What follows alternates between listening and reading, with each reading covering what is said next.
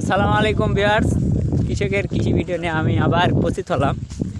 আজকের প্রতিবেদন হচ্ছে আমি চলে আসছি বড় বিল, যার ডাক নাম বড় বিল। আরেকটা নাম কি ভাই?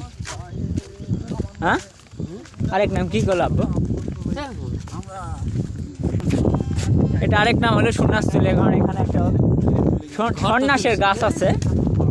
সে হ্যাঁ, আসলে আমি আমার জমিতে দীর্ঘ 14 বছর, প্রায় এক যুগ পর আমার সেই সন্ন্যাসতুলি বিলে যাওয়া হচ্ছে। সে 2010 সালে যখন আমরা মোষের গায়ে ছিল, তখন আমরা সেই বিলে যেতাম।